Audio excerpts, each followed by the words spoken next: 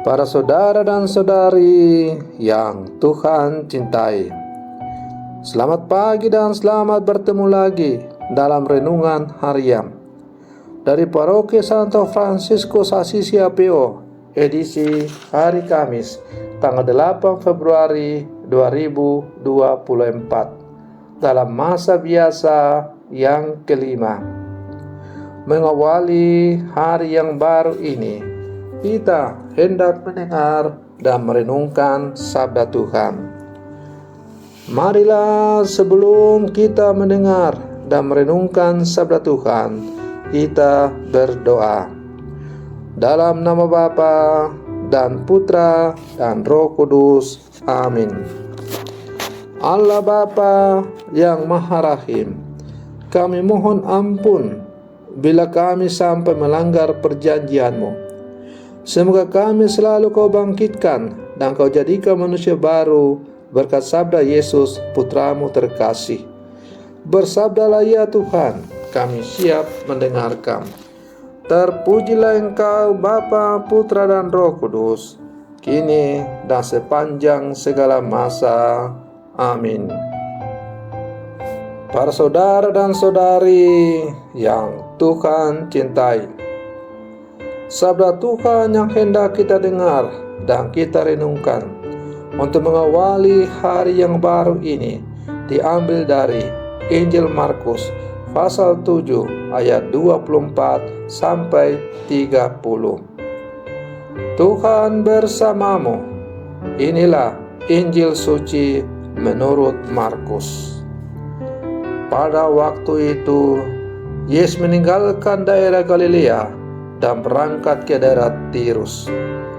Ia masuk ke sebuah rumah dan tidak mau bahwa ada orang yang mengetahuinya. Tetapi kedatangannya tidak dapat dirahasiakan. Malah di situ ada seorang ibu yang anak perempuannya kerasukan roh jahat.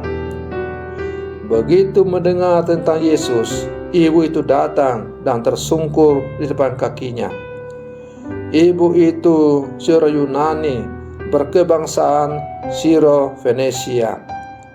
Ia mohon kepada Yesus supaya mengusir setan dari anaknya.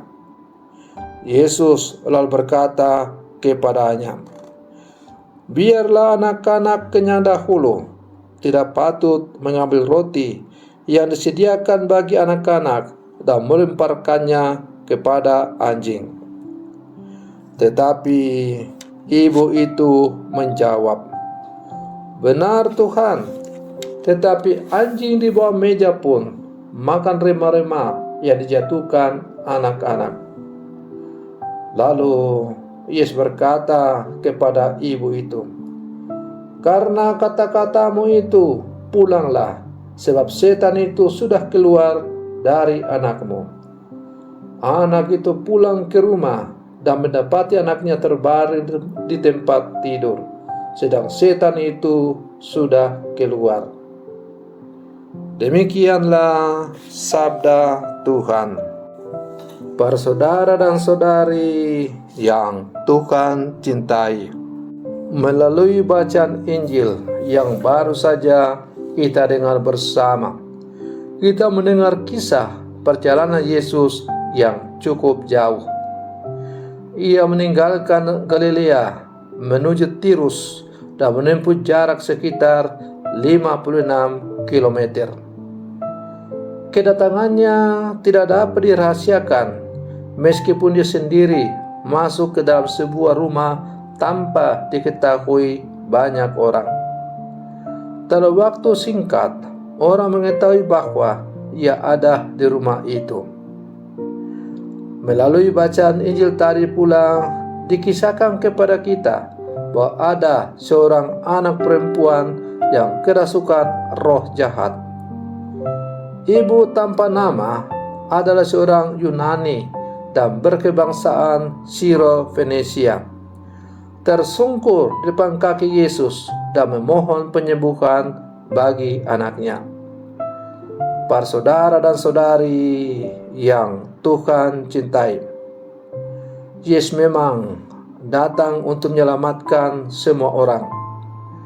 Namun dalam karyanya, Yesus selalu membuat kejutan untuk menyadarkan mereka bahwa betapa bernilainya keselamatan dalam namanya. Dialog singkat Yesus dengan perempuan Yunani itu menunjukkan betapa perempuan asing itu sungguh beriman kepada Yesus. Meskipun kalau kita mendengar bacaan Injil tadi, seakan-akan Yesus merendahkan martabat perempuan itu dengan mengatakan tidak baik melemparkan makanan anak-anak kepada anjing. Tetapi kalau kita merenungkan itu secara mendalam, maka bukanlah Yesus merendahkan diri perempuan Yunani itu, tetapi Yesus hendak menguji apakah perempuan itu sungguh beriman dan percaya kepadanya. Dan sungguh luar biasa, ternyata perempuan Yunani berkebangsaan Sirofenesia itu adalah sungguh-sungguh orang yang beriman. Perempuan itu menjawab, "Benar Tuhan, namun anjing yang di bawah meja juga makan rema-rema yang dijatuhkan anak-anak." Artinya, perempuan itu merendahkan dirinya sebagai anjing, tetapi anjing itu akan hidup dari tuannya. Nah, perempuan itu merasa bahwa ia adalah orang berdosa, tetapi ia sungguh sadar dan meyakini bahwa meskipun ia berdosa, tetapi ia sungguh yakin dan percaya bahwa Allah yang ia imani adalah Allah yang kini tampak dalam diri Yesus Kristus, yang sungguh berbelas kasih dan datang bukan untuk menghukum orang, melainkan untuk membawa kelepasan bagi orang yang menderita.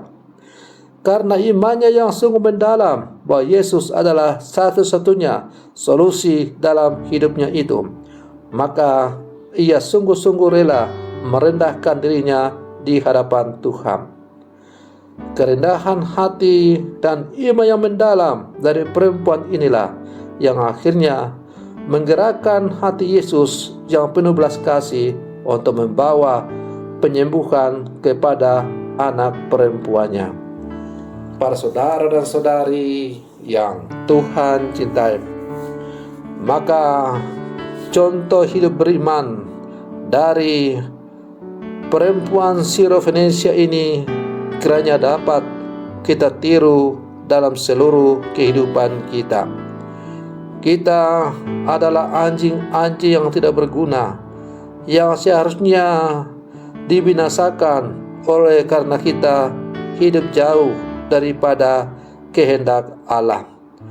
Kita selalu hidup dalam dosa. Kita selalu makan sampah-sampah dosa yang ditawarkan oleh Tuhan. Meskipun Tuhan telah menyediakan hidangan yang begitu lezat, bergizi, tapi kita lebih suka melacurkan diri dengan memakan sampah-sampah dosa yang ditawarkan oleh dunia.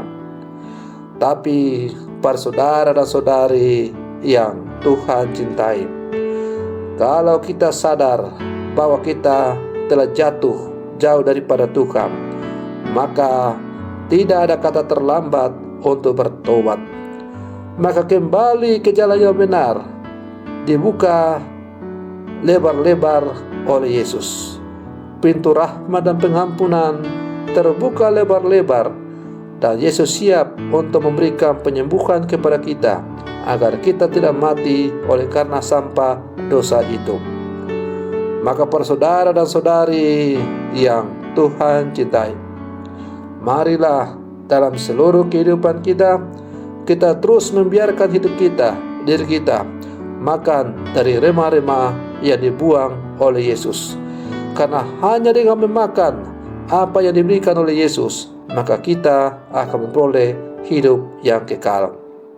Semoga permenungan saya untuk mengawali hari yang baru ini semakin menghantar kita untuk menjadi murid-murid Yesus yang sejati. Semoga demikian. Selamat pagi. Tuhan Yesus memberkati.